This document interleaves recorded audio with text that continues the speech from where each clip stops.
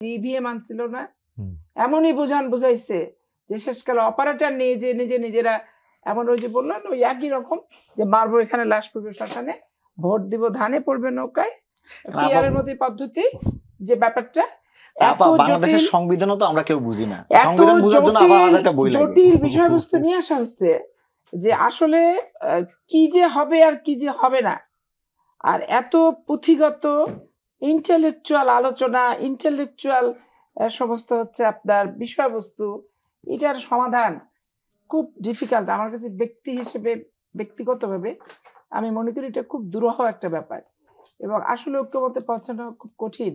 জামায়াতে ইসলামীর যিনি আমির, তার সাথে জাতিসংঘের আবাসিক প্রতিনিধি গোয়েন্দা সাক্ষাৎ করেছেন। তিনি একটি মন্তব্য করেছেন সেখানে যে আগামী জাতীয় নির্বাচনে অবাধ, সুষ্ঠু, গ্রহণযোগ্য করতে জাতিসংঘের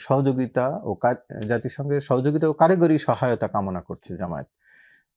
অন্যদিকে আমরা দেখলাম বিএনপি স্থায়ী কমিটির সদস্য সালাউদ্দিন আহমেদ বলছেন একটি বিশ্ব মোড়ল ও দুটি আঞ্চলিক শক্তি বাংলাদেশে প্রভাব বিস্তারের চেষ্টা চালাচ্ছে। প্রত্যেকেরই স্বার্থ আলাদা, কিন্তু আমাদের স্বার্থ ক্ষতিগ্রস্ত হবে তিনটার দ্বারাই। একটু ভিন্ন দুই দলের একটা ভিন্ন অবস্থান দেখা যাচ্ছে। কি আপনাদের কি তিন শক্তির সাথে একটু খারাপ সম্পর্ক যাচ্ছে? আমাদের ভালো সম্পর্ক, খারাপ সম্পর্কের ব্যাপার না।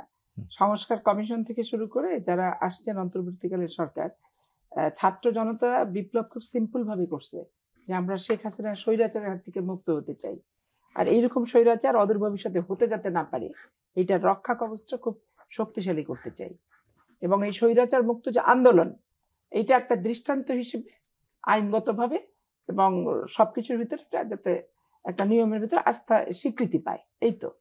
কিন্তু এই সংস্কার কমিশন যারা বিদেশ থেকে কিছু এজেন্ডা নিয়ে আসছে, আমি তো আলোচনায় বসলেই আমার অশান্তি বেড়ে যায় ভাই। উচ্চ কক্ষ, নিম্ন কক্ষ, গণভোট, পিআর, মানে আপনার আমার বুঝাই কষ্ট। দেশের 18 কোটি ভোটারকে আপনি বুঝাবেনটা কিভাবে?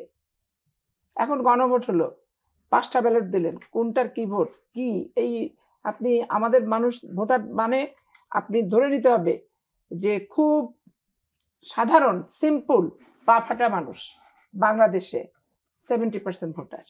কিন্তু রাজনীতিবিদরা চাইলে তো বোঝাতেও পারেন, আপনারা সবাই মিলে যখন বোঝাবেন কিভাবে, কতদিনে, কখন একটা নির্বাচন আওলাবালা হয়ে যাওয়ার পর ইভিএম আনছিল না, এমনই বুঝাইছে যে শেষকালে অপারেটর নিয়ে যে নিজেরা এমন ওই যে বললেন ওই একই রকম যে মারবো এখানে লাশ পড়বে শ্মশানে, ভোট দিব ধানে পড়বে নৌকায়, পিআরের মতো পদ্ধতি যে ব্যাপারটা।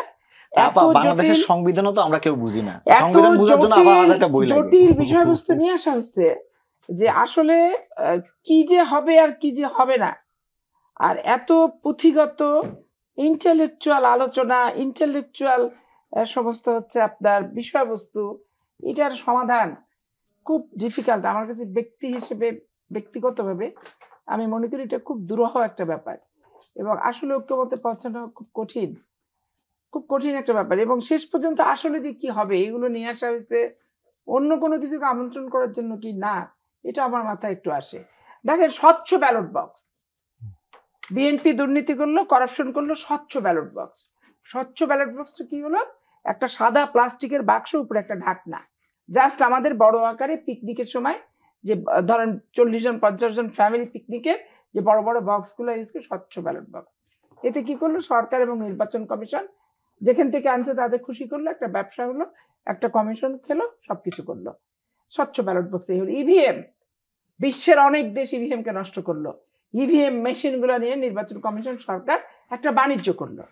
এখন আমি এই বাণিজ্য আর এই জনগণকে ঠকানোর আর কোনো পদ্ধতি যত কম থাকবে ততই কিন্তু ভালো, এবং যত পলিসি মেকিং এর ভিতরে এই সমস্ত অস্বচ্ছ জিনিসগুলি এবং এই এজেন্ডা ভিত্তিক জিনিসগুলি, রাষ্ট্র মোটিভেটেড জিনিসগুলি চাপায় দেওয়া, আমেরিকার মানুষের একটা নাগরিকের যে বোধ বিবেক আর বাংলাদেশের একটা সুশিক্ষিত মানুষের বোধ বিবেকের মধ্যেও কিন্তু পার্থক্য আছে।